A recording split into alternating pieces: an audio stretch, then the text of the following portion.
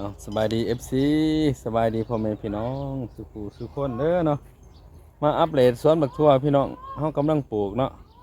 เนี่ยกำลังปลูกสองบ้านเนี่ยเฮายายเพราะว่าน้ำยศกำลังไหลซ่องให้เนาะน้ำยศเฮากำลังหดนะให้นี่เป็นบักทั่วไหลประมาณ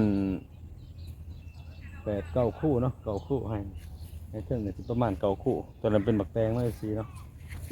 ให้นี่เป็นบักแตงเนี่ย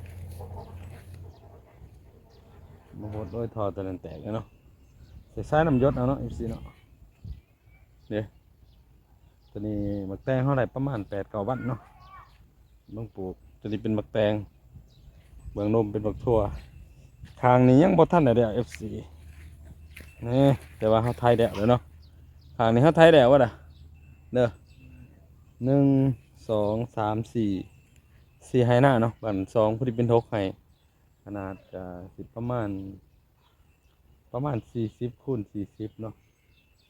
40 คูณ 40เนาะความกว้างทั้งหมดนี่เบื้องเทิงเป็นป่าอ้อยแทงเขาบอกนะเนาะเขามีแทงอันหนึงตัวนี้น้ำยศเขากำลังปลูกบ้านนี่ตัวนี้เนาะMCเนาะเดี๋ยวนะเขายังรอถาทรายน้ำยศยังสั่งทรายน้ำยศมันเบิดเนาะนี่แทงน้ำเขาเนาะตัวนี้เขากำลังหดนี่เนาะน้ำก็ยศคอยยศดองเนาะ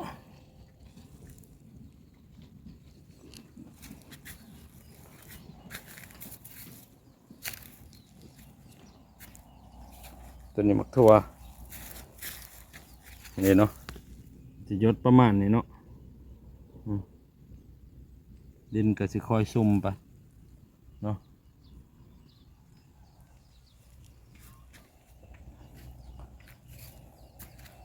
เบื้องเทิงเป็นมักทั่ว FC ให้หนาให้ตาเฮิงเลยเนาะฝากกดไลค์กดแชร์กดติดตามคือเก่าเด้อ FC สุผู้สุคนเนาะตัวเตือนนี่เป็นหมักแตงเขาน้ำปลูกเนาะเด้น้ำเพิ่นก็สิคอยยดออกเนาะความชุ่ม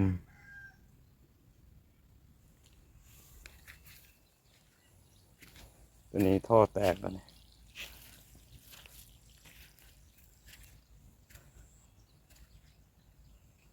ตาอ้อยเนาะ